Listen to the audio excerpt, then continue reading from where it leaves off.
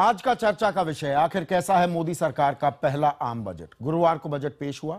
Budget की बातों को समझने समझाने का दौर भी शुरू हुआ। कुछ ने तारीफ की, कुछ ने आलोचना। वित्त मंत्री अरुण जेटली ने महज 45 दिन की सरकार का हवाला देते हुए आलोचकों से कुछ सब्र करने की नसीहत दी। वो बार बार ये भी कह रहे हैं कि पुरानी सरकार ने अर्थव्यवस्था को इस कदर पीटा कि उसे संभालने में अभी वक्त लगेगा।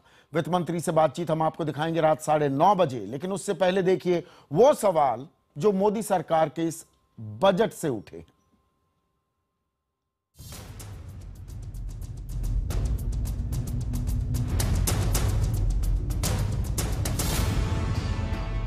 बजट 2014, उम्मीदों का बोझ, पथरीले यथार्थ का सामना, टैक्स से राहत, फंड थोड़ा थोड़ा बांटा, क्योंकि खजाना बचाना भी है, बढ़ाना भी है।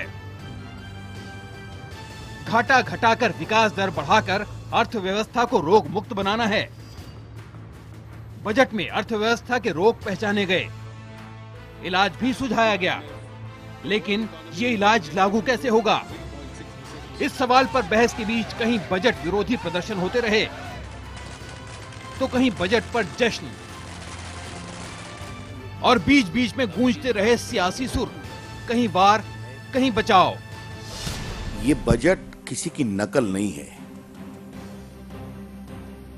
ये भारत में नई आशा और नए उत्थान का दस्तावेज है। जितने कारपोरेट हाउसेज हैं, सब के सब इसकी तारीफ करने पर लगे हैं और गरीब आदमी इस बजट से परेशान है। वो टच एंड गो वाला बजट है, गंभीरता तो कहीं दिखाई नहीं दे रही। फिलहाल तो अच्छे दिन नजर नहीं आ रहे हैं, और वैसे भी इलेक्शन से पहले तो इन्होंने अच्छे दिनों की बात की, लेकिन इलेक्शन जीतने के बाद इन्होंने कहा कि हमें आपको थोड़ा सा बिटर पिल देना पड़ेगा। 10 वर्ष में जो कांग्रेस पार्टी ने, यूपीए की सरकार ने इस देश की दुर्दशा की है, तो कंपटीशन ये है कि भारतीय जनता पार्टी एक ही साल में दुर्दशा कर देगी। लेकिन लाख टके के कई सवाल। क्या जिस बजट को प्रधानमंत्री नरेंद्र मोदी प्राणहीन हो चुके, मृत्यु शैया पर पड़े अर्थतंत्र के लिए संजीवनी बता रहे हैं, उस बजट के आने के बाद क्या महंगाई कम होगी? क्या बच्चों को बेहतर शिक्षा मिलेगी? क्या नौकरियां बढ़ेंगी?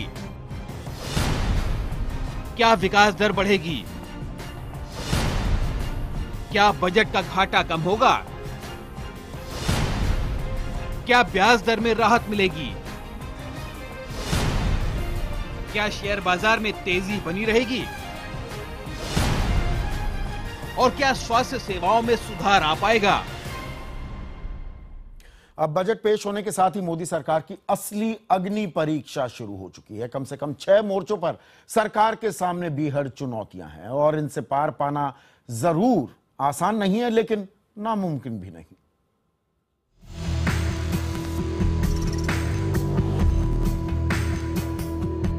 हम बात कर रहे हैं बजट की हलचल के बीच सबसे बड़ी चुनौती की। क्या देश की बदहाल आर्थिक सेहत सुधारने के लिए अर्थतंत्र की बीमारियों का पक्का पता लगा सका है ये बजट? क्या इस बजट में इन बीमारियों को दूर करने की इच्छा शक्ति है? आखिर उन्हें दूर कैसे किया जाएगा और क्या इन उपायों से निवेशकों में उत्साह बढ़ेगा? विशेषज्ञों का मानना है कि बजट में जेटली ने अर्थव्यवस्था की नब्ज पकड़ी है। ये साफ कर दिया है कि बीमारी की जड़ें बुनियादी हैं। इसके लिए बाजारीकरण की अर्थव्यवस्था पर भरोसा, सरकारी ढांचों में आमूलचूल बदलाव और सरकारी विभागों का दखल कम से कम होना जरूरी है। इन उपायों पर औद्योगिक घरानों में भी खासा उत्साह है।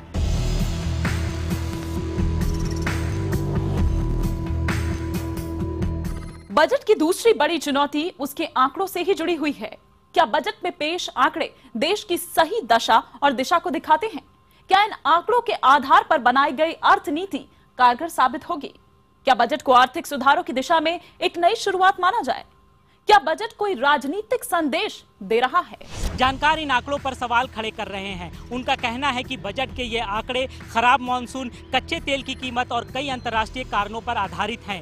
टैक्स से होने वाली कमाई को भी बढ़ा चढ़ा कर दिखाया गया है, लेकिन रक्षा, बीमा और हाउसिंग में FDI का बढ़ाना आर्थिक सुधार की तरफ एक अहम कदम है। यानी राजनीतिक संदेश बिल्कुल साफ है कि लोक लुभावनी राजनीति में तर्कसंगत फैसले भी किए जा सकते हैं।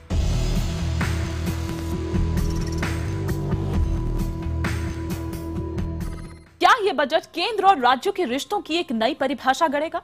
क्या इसमें मोदित्व की झलक है? और इसीलिए क्या ये उम्मीद की जा सकती है कि बजट के ऐलान महंगाई पर लगाम कसने में मददगार होंगे? और अब हर क्षेत्र की अर्थव्यवस्था का एक नया दौर शुरू हो रहा है। अब ना पैनिक बटन दबाने की जरूरत है और ना ही नीतिगत लकवे से डरने की। चुनाव जीतने के पहले से ही मोदी पीएम और सीएम के एक टीम की तरह काम करने का मॉडल देते रहे हैं। बजट में केंद्रीय योजनाओं का पैसा भेजने की सीमा में 50% का इजाफा और उसे खर्च करने का जिम्मा राज्य सरकारों को देना उसी दिशा में एक अहम कदम समझा जा रहा है। ये दरअसल मोदी का गुजरात मॉडल है। विशेषज्ञों की राय में महंगाई डायन से निपटने के लिए बने 500 करोड़ के फंड का कारगर इस्तेमाल और किसानों को बिचौलियों से बचाना बेहद जरूरी है।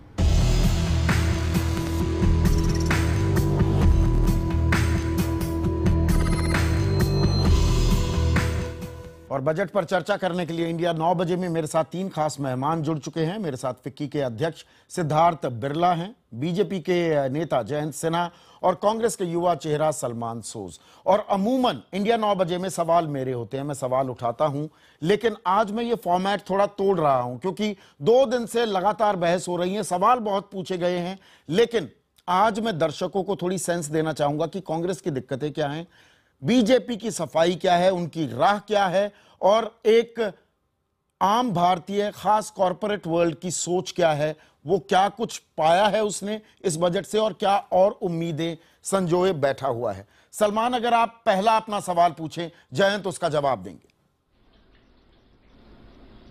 जी थैंक यू। मैं भी एक सिटीजन के नाते आज सवाल पूछता हूं। मैं कांग्रेस की तरफ से सवाल नहीं पूछता हूं आपसे। मुझे ये बताइए आप कि आपने जब इलेक्शन से पहले जब बजट इंटरिम बजट पेश किया गया था तब काफी कहा गया कि भाई ये नंबर गलत है, बिल्कुल गलत है। आपने लोगों को बार बार ये बोला कि चिदम्बरम साहब के नंबर गलत है। तो इस बजट में जब पेश किया गया नंबर तो आपने क्यों एक्सेप्ट किए वो नंबर? पहला सवाल वो है। नहीं, पहले का जवाब होने दीजिए। नहीं सलमान, एक सवाल एक जवाब। जयंत आपका जवाब। हाँ नहीं, नंबर हमने पहले कहे थे गलत हैं और अभी भी कह रहे हैं कि उनके जो नंबर थे पिछले साल के वो गलत थे। उन्होंने पिछले साल कहा था कि जो फिस्कल डेफिसिट है वो 4.6% है। आप किसी भी इकोनॉमिस्ट से पूछ लीजिए, वो कहेंगे कि 4.6% गलत नंबर है, वो 5% के लगभग होना चाहिए। और इसको हम लोगों ने संभाला है और हम लोगों ने एसेट सेल्स, डाइवेस्टमेंट और ग्रोथ के द्वारा। नहीं भाई सलमान बाबू, अब मेरी बात तो सुनिए। आपने प्रश्न पूछा है तो मेरा जवाब तो सुनिए। तो जो 4.6% पिछले साल का नंबर है उसको हम लोगों ने एकदम स्पष्ट बताया है कि गलत नंबर था, पर उसको हम लोगों ने संभाला, वो विरासत में हमें मिला। पर हम लोगों ने उस नंबर को संभाला है। 4.1% एक लक्ष्य है इस साल और हम लोग इसको दिखाकर करेंगे क्योंकि हमें करना है। इसमें हमें कोई और दो मत नहीं है कि अगर हम 4.1 के बजाय 4.5, 4.6 नंबर करें तो इसका बहुत घाटा होगा। जी, सिद्धार्थ का सवाल। जयंत, आपने जवाब दिया। सिद्धार्थ, आप सवाल पूछना चाहेंगे? जी, हम इसको हासिल करेंगे। सिद्धार्थ, आप सवाल पूछना चाहेंगे?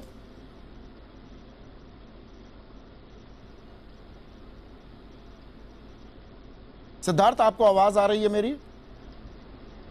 सलमान, एक और आपका सवाल। लगता है सिद्धार्थ से हमारा अभी संपर्क नहीं हो पाया है।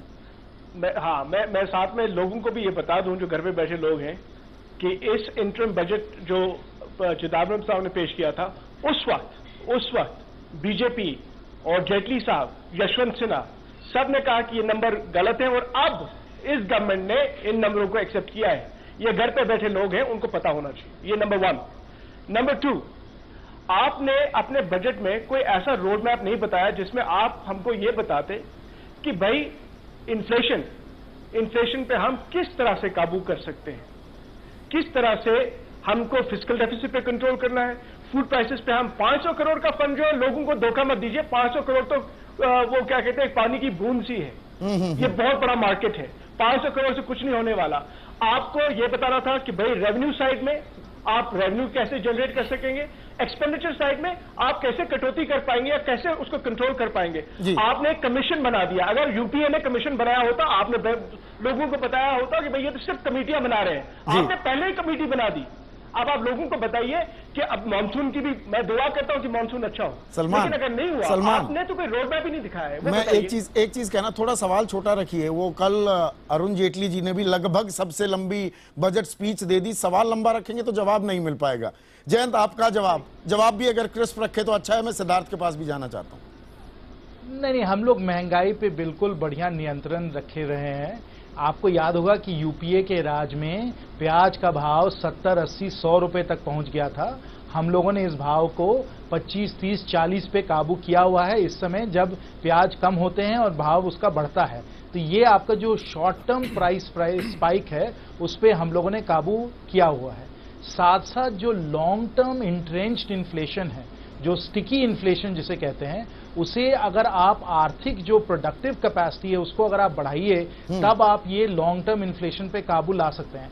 आप देखिए, अभी सलमान जी कह रहे थे कि हम लोगों ने कोई long term road map, policy road map नहीं दिया है, वो बिल्कुल गलत है। हम लोगों ने एकदम स्पष्टता से दिखाया है कि हमारा जो रोड मैप है वो निवेश पे आधार पे ग्रोथ का एक रोड मैप है, यानी कि हम लोगों ने इन्वेस्टमेंट और इंफ्रास्ट्रक्चर, कंस्ट्रक्शन, टूरिज्म, इन चीजों पे ध्यान दिया है, जो बिल्कुल एक नई दिशा है, एक नया युग है आर्थिक स्थिति के लिए। और अगर हम लोग इन्वेस्टमेंट लेड ग्रोथ लाएंगे तो सप्लाई साइड बढ़ेगी और इसके कारण इन्फ्लेशन कम होता चला जाएगा। चलिए, मैं बात समझ गया आपकी। सिद्धार्थ अब सवाल पूछना चाहेंगे। Siddharth, now the floor is yours. आप सलमान से, कांग्रेस से पूछना चाहें, बीजेपी से, आपकी मर्जी, आपका सवाल।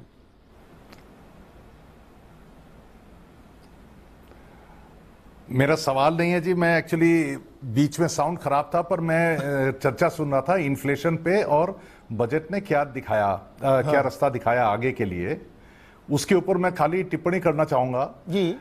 खाली बजट को अकेला ना देखें, आप पिछले 7-8 दिनों में जो सारी प्रक्रिया हुई है उसको देखें।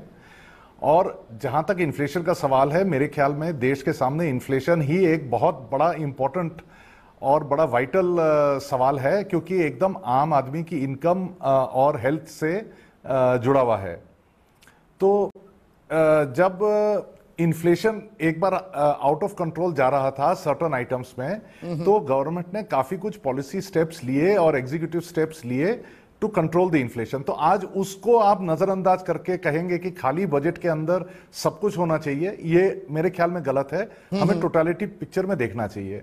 इन्फ्लेशन बहुत जरूरी है। इन्फ्लेशन के लॉन्ग टर्म के लिए इंफ्रास्ट्रक्चर, एग्रीकल्चरल प्रोडक्शन और आपका distribution infrastructure of for agriculture, ये तीनों चीजें बहुत जरूरी हैं। इनके एलिमेंट्स देखे गए हैं बजट के अंदर। मैं जबरदस्ती की कोई तारीफ नहीं कर रहा हूं, मैं आपको एकदम ब्यौरा दे रहा हूं जो पिछले 5-7 दिनों में देखा गया।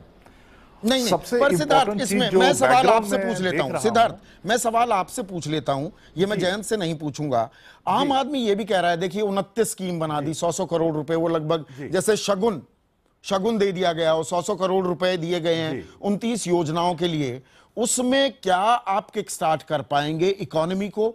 और बड़ा सवाल, महंगाई तो है ही, क्या रोजगार उपलब्ध करा पाएंगे आप? गरीबी मुक्त भारत की बात कर रहे हैं, गरीब हाशिए पर है, आप स्किल्ड इंडिया की बात करते हैं। क्या स्किल डेवलपमेंट, रोजगार मुहैया कराने की ओर कोई एक रोड मैप दिखा आपको सिद्धार्थ?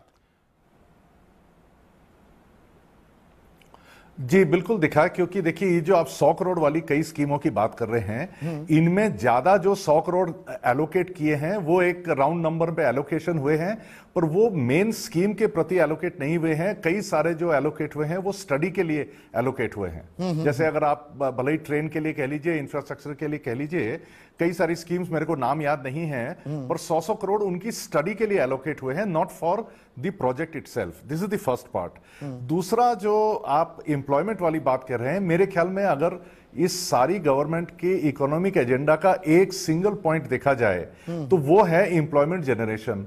और एम्प्लॉयमेंट जनरेशन अगर इस गवर्नमेंट ने नहीं किया तो ये गवर्नमेंट अल्टीमेटली फेलियर मानी जाएगी। तो अगर हमें 10 लाख जॉब हर एक महीने क्रिएट करना है, तो हमारा अंदाज है, और कई अलग अलग विशेषज्ञों ने यही जवाब दिया कि करीब 45% जॉब्स आएंगे कंस्ट्रक्शन और इंफ्रास्ट्रक्चर कंस्ट्रक्शन एरिया से। तो आज बजट के अंदर अगर आप देखें तो इंफ्रास्ट्रक्चर एरिया के लिए इतना फैलाव दिया गया है, हर एक एरिया को टच किया गया है और इंफ्रास्ट्रक्चर में सबसे बड़ी दरकार पड़ेगी फाइनेंसिंग और कैपिटल की।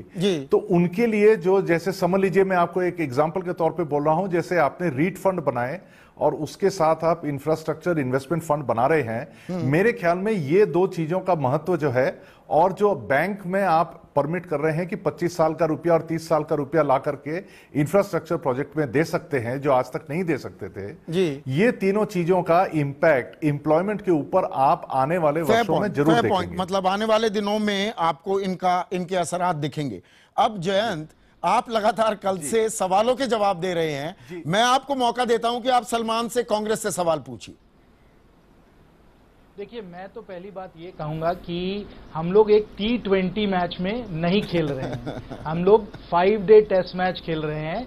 5 डे टेस्ट मैच की अभी शुरुआत हुई है, अभी लंच भी नहीं हुआ है। हाँ। यानी पहले 10-15 ओवर बॉल किए गए हैं, अभी 5 दिन का टेस्ट मैच है। देखिए, 5 दिन के टेस्ट मैच में हमें अंत में हिसाब देना होगा। मैं लोकसभा का सांसद हूं, मुझे मालूम है कि 2019 में जब मैं जनता के सामने तब जाऊं, और क्या मैं तो जनता के सामने हरदम जाता रहता हूं, हिसाब हमें हरदम देना पड़ता है। नहीं, ये सफाई देने लगे आप। जयंत, सवाल पूछिए ना, आज आप सलमान से ही सवाल पूछ लीजिए, 2 दिन से वो सवाल पूछ रहे हैं। सलमान जी से मैं ये सवाल पूछूंगा कि आप लोगों का जो अप्रोच था, यानी आपकी जो इकोनॉमिक फिलॉसफी थी, वो अधिकार की थी, यानी इसका अधिकार, काम का अधिकार या खाने का अधिकार, इसका अधिकार, उसका अधिकार।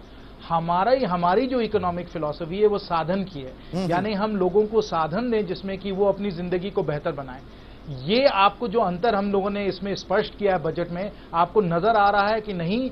और आप इन दोनों के जो अप्रोचेस हैं, फिलॉसफी है, इसमें आप बेहतर कौन सा समझते हैं? सलमान जी, देखिए जैन जी, मैं आपको बहुत रिस्पेक्ट करता हूं, मैं जानता नहीं आपको ज्यादा, मैं थोड़ा आपको फॉलो किया है मैंने टीवी पे भी, लेकिन मैं आपको ये बता दूं, आपने क्रिकेट का थोड़ा टेस्ट मैच का बताया, आपको तो पता होगा कि अगर टेस्ट मैच ठीक ना गया तो 3 दिन में खत्म हो जाता है, तो हमको वो भी ख्याल रखना है। दूसरा, आपने कहा कि भाई हमने महंगाई को पिछले, ये अनियंस का, प्याज का आपने कहा कि 70-80 100 रुपए भी कहेंगे या पर किलो, लेकिन वो जो टाइम था वो जुलाई का टाइम नहीं था, वो बाद में असली महंगाई थोड़ी आने वाली है। लेकिन अगर आप जून के नंबर्स को करेंगे और मई के नंबर्स को करेंगे कंपेयर पिछले साल के साथ, आपको पता चलेगा कि महंगाई अभी है। और अगर आप लोगों को पूछेंगे घर पे जो बैठे, वो कहेंगे कि आपको कि महंगाई है, आप ये नहीं कह सकते महंगाई पिछले टाइम के मुकाबले में नहीं है। फाइनली आपका सवाल जो डायरेक्टली यूपीए, कांग्रेस का और बीजेपी का, हमारा मेन फर्क, मेरे ख्याल में जो मेन फर्क है इन दो पार्टियों में, इकोनॉमिक फिलॉसफी जो हमारी है वो ये है कि भाई ग्रोथ वेरी इंपॉर्टेंट, उसी से हम पॉवर्टी रिडक्शन कर सकते हैं, गरीबी को खत्म कर सकते हैं, लेकिन शेयर्ड ग्रोथ, सबको साथ लेके चलना, इंक्लूसिव डेवलपमेंट। आप में और हमें यह फर्क है, आपकी पार्टी का जो मैंने देखा है, बहुत बारीकी से देखा है जी। आप लोगों की फिलॉसफी यह है ग्रोथ विल ट्रिकल डाउन, यानी कि ग्रोथ, उससे खुद ही सब कुछ, सबका फायदा होगा। और ये फेल्ड फिलॉसफी है, पूरी दुनिया में फेल्ड फिलॉसफी है। और ये ट्रिकल डाउन इकोनॉमिक्स, आपको पता चलेगा अगर आप इसी रास्ते पे चले, ये आपकी पार्टी के लिए खराब है, हिंदुस्तान के लिए खराब है। सलमान, जयंत, सिद्धार्थ, आप तीनों का बहुत बहुत शुक्रिया। थोड़ा हमने बदलने की फॉर्मेट बदलने की कोशिश की, एक दूसरे से सवाल जवाब भी हुए, लेकिन निष्कर्ष जो आप दोनों आइडियोलॉजी की बात कर रहे थे, मुझे थोड़ा सा मजा आ रहा था। कहने वाले ये भी कहते हैं, बहुत तेरा एक बड़ा तबका है, बल्कि मैं कहूं, जो ये कहता है कि नहीं, ये यूपीए 3 का बजट था। कहने का मतलब ये है कि कांग्रेस की और बीजेपी की दरअसल आर्थिक सोच में कोई ज्यादा बदलाव नहीं हुआ है। कैसे इंप्लीमेंटेशन होगी, क्या देश की दशा और दिशा बदलेगी अर्थव्यवस्था की, आने वाला वक्त बताएगा। और मोदी सरकार के पहले बजट पर उद्योग जगत की राय जानने के लिए हमने कुछ देर पहले उद्योगपति अदी गोदरेज से बात की थी, और अदी से पहला सवाल हमने ये पूछा था कि क्या मोदी सरकार का पहला आर्थिक बजट सेहत सुधारने के लिए, ये जो बजट है आर्थिक सेहत सुधारने के लिए जरूरी कदमों की पहचान कर सका है? मैं समझता हूं कि कई कदम लिए गए हैं जो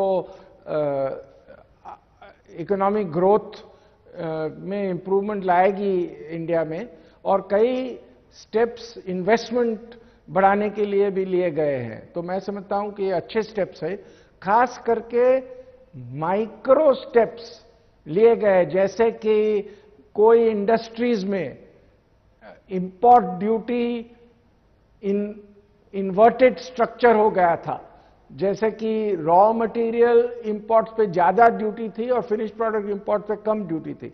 वो सब हर एक सच इंडस्ट्री में चेंज करके मैं समझता हूं इंप्रूवमेंट लाए हैं फाइनेंस वित्त मंत्री ने। और मैं समझता हूं कि इन्वेस्टमेंट जरूर बढ़ेगा और इकोनॉमिक ग्रोथ भी बढ़ेगा। मुझे लगता है कि इकोनॉमिक ग्रोथ लगभग 5.5-6% रहेगा इस साल, और आते साल में 7% से ज्यादा होगा, और 2016-17 में 8% से ज्यादा होगा। हमने आदि से यह भी पूछा कि इस बजट से मोदी सरकार की क्या सोच उभर कर आती है। नहीं, इस गवर्नमेंट की पॉलिसीज मैं समझता हूं कि इकोनॉमिक पॉलिसीज ग्रोथ ओरिएंटेड रहेगी, इन्वेस्टमेंट ओरिएंटेड रहेगी, और उनकी पॉलिटिकल पॉलिसी है कि जो इकोनॉमिक ग्रोथ अच्छा रहे तो गवर्नमेंट का पॉलिटिकल सिचुएशन भी अच्छा रहेगा और पार्टी का पॉलिटिकल सिचुएशन अच्छा रहेगा। तो कॉर्पोरेट इंडिया, ज्यादातर कॉर्पोरेट इंडिया थम्स अप दे रहा है इस बजट को।